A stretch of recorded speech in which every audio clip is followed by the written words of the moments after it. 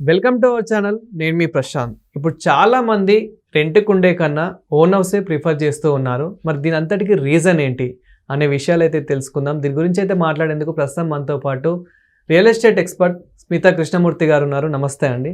నమస్తే మేడం, ఈ మధ్యకాలంలో అయితే చాలా మంది రెంట్కి ఉండే కన్నా ఓన్ హౌసే కొందామని చెప్పేసి చాలా మంది ప్రిఫర్ చేస్తూ ఉన్నారు. నియర్లీ చూసుకున్నట్లయితే కనుక 80% ఆఫ్ పీపుల్ దీనికే ప్రిఫర్ చేస్తూ ఉన్నారు. సో దీని అంతటికి రీజన్ ఏంటి? ఇప్పుడు గత కొన్ని సంవత్సరాల కింద మనం చూసుకుంటే ఒక 10 years బ్యాక్ మీరు ఒక 3 BHK అపార్ట్మెంట్ రెంట్కి తీసుకోవాలి అనుకుంటే హైదరాబాద్లో 20,000 to 25,000 రెంట్ ఉండేది.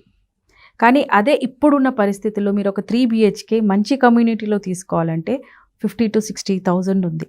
అదే నార్మల్ కమ్యూనిటీలో అయితే మీకు 40,000 తక్కువ దొరకట్లేదు. స్టాండ్ అలోన్లో కూడా మీకు 30,000-35,000 ఉంది. సో ఇప్పుడు జనాల థాట్ ఎలా ఉంది అంటే, ఇప్పుడు 1 crore అంటే 1 crore పెట్టి నేను ఒకవేళ ఫ్లాట్ తీసుకుంటే ఓకే, నాకు ఈఎంఐ వచ్చి 1 lakh వస్తుంది. ఓకే, ఇప్పుడు అలాంటి ఫ్లాట్లో నేను ఉండాలి అనుకుంటే ఇప్పుడు 30,000-35,000 40,000 నేను రెంట్ కడుతున్నాను. సో ఆ గ్యాప్ ఏదైతే 50,000 ఉందో అది నేను ఒకవేళ ఫుల్ఫిల్ చేయగలిగితే over a period of time అంటే ఒక 15 years 20 yearsలోనో లోన్ కంప్లీట్ అయిపోతుంది, ఫ్లాట్ సొంతం అయిపోతుంది. అలా ఒక రకంగా ఆలోచిస్తున్నారు. ఇంకొకటి ఏంటంటే రెంటెడ్ ఫ్లాట్స్కి ఓన్డ్ ఫ్లాట్స్కి security is a very big thing. ఎందుకంటే ఇప్పుడు మీరు రెంట్కు ఉన్నప్పుడు మీ వాయిస్ వినపడదు మీ కమ్యూనిటీలో. అక్కడ ఏ ఇష్యూ ఉన్నా కూడా మీరు ఏం అడ్రస్ చేసినా కూడా వాళ్ళ యాన్యువల్ జనరల్ మీటింగ్స్లో కానీ ఏదైనా ఒక ప్రాబ్లం అడ్రస్ చేసినా కూడా టెనెంట్స్ మాట ఎవరు వినరు అక్కడ. అది ఏమవుతుందంటే ఓనర్స్ అసోసియేషన్ ఎప్పుడూ స్ట్రాంగ్గా ఉంటుంది.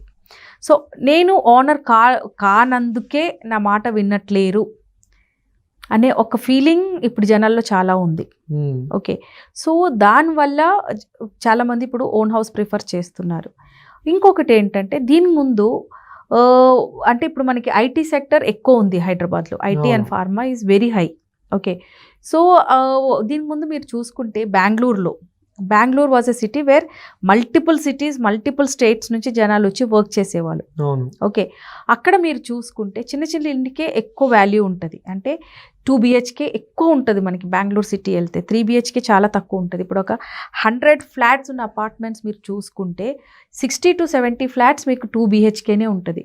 మిగతా 20 to 30 ఫ్లాట్స్ మాత్రమే 3 BHK ఉంటుంది. ఎందుకంటే అక్కడ ఫుల్ టైం అంటే అక్కడ సెటిల్ అయిన వాళ్ళే 3 BHKలు తీసుకుంటారు. మిగతా మనకి బయట నుంచి వచ్చే వాళ్ళు ఉండడానికి వాళ్ళు maximum they take smaller flats.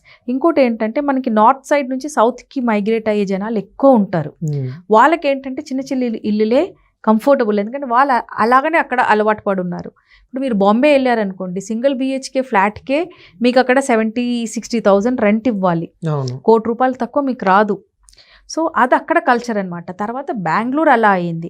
ఇప్పుడు ప్రస్తుతం చూస్తే హైదరాబాద్ ఇప్పుడు ఒక రన్నింగ్లో ఉంది, ఆ స్ట్రెచ్లో ఉంది. అంటే అదే సెగ్మెంట్ మనకి హైదరాబాద్లో కూడా వస్తూ ఉంది. అండ్ నెక్స్ట్ థింగ్ ఈజ్ ఈ నార్త్ నుంచి మనకి సౌత్కి వచ్చి జాబ్ చేసుకునే వాళ్ళకి they doesn't want to go back. ఎందుకంటే నార్త్ ఇండియాకి సౌత్ ఇండియాకి కంపేర్ చేసుకుంటే సౌత్ ఇండియాలో మనకి security is high. Okay, security is high. మనకి ఇక్కడ ఫ్రీడమ్ ఎక్కువ ఉంటుంది, నైట్ లైఫ్ ఉంటుంది.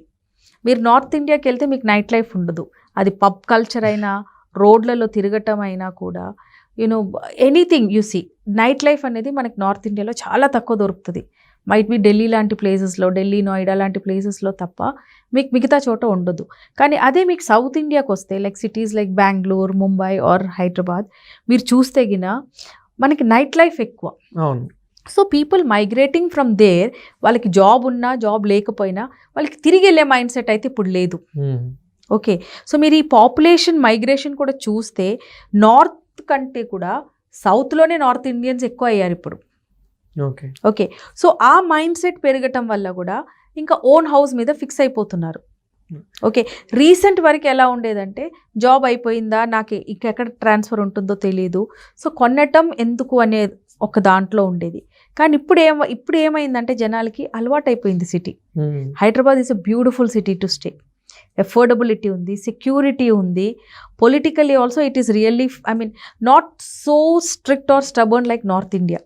సో జనాలకి ఉండటానికి హైదరాబాద్ చాలా నచ్చుతూ ఉంది. సో జాబ్ ఉన్నా జాబ్ లేకపోయినా ఈ జాబ్ పోయినా ఇక్కడే జాబ్ ఫైండ్ అవుట్ చేసుకొని ఇక్కడే సెటిల్ అవ్వాలి అనే మైండ్ సెట్ ఇప్పుడు నార్త్ ఇండియన్స్లో చాలా ఎక్కువైపోయింది. సో బయింగ్ కెపాసిటీ వాళ్ళకి అంటే బయింగ్ సెగ్మెంట్కి ఆప్షన్ వచ్చింది అక్కడ. సో రెంట్కు ఉండే కంటే కూడా we will buy and we will stay అనే ఒక నెక్స్ట్ లెవెల్ ఆఫ్ థింకింగ్ అనమాట అది. సో అది కూడా లోన్ తీసుకొని చాలా మంది ఫ్లాట్ తీసుకుంటూ ఉన్నారు. సో ఇలా లోన్ తీసుకునే ముందు మినిమం మన దగ్గర ఓన్ మనీ ఎంత పర్సెంట్ అయినా ఉండాలి?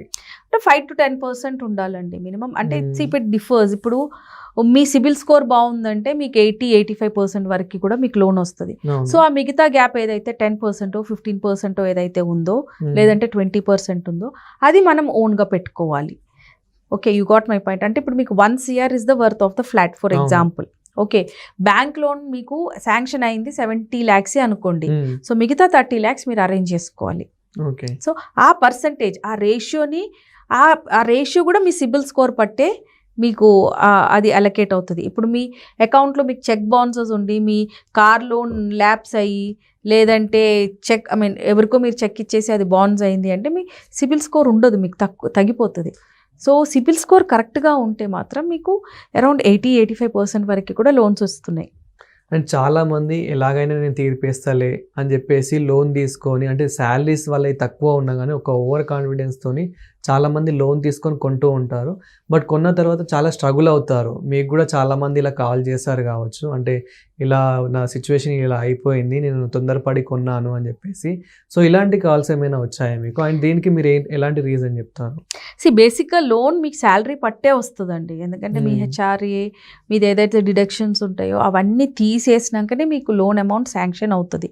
ఇలాంటి కేసెస్లో ఏం చేస్తారంటే ఒకవేళ లోన్ అమౌంట్ తక్కువ వచ్చింది అనుకోండి, ఊర్లలో ప్రాపర్టీ అమ్మేసుకొని డబ్బులు తెచ్చుకోవటము లేదంటే యునో రిలేషన్స్లో ఫ్రెండ్స్లో లోన్స్ తీసుకొని ఇనీషియల్ పేమెంట్ అంటే ఏదైతే మనకి ఫస్ట్ పేమెంట్ కట్టేది ఉంటుందో అది 30 lakhs, 40 lakhs, 50 lakhs ఎంత అయితే ఉంటుందో దాన్ని వాళ్ళు బయట నుంచి తెచ్చేసుకొని అది తప్పు చేస్తుంటారు. ఎందుకంటే అది ఏమవుతుంది అంటే ఇక్కడ ఒక సైడ్ లోన్ కట్టాలి, ఇంకొక సైడ్ హ్యాండ్ లోన్ తెచ్చుంటారు.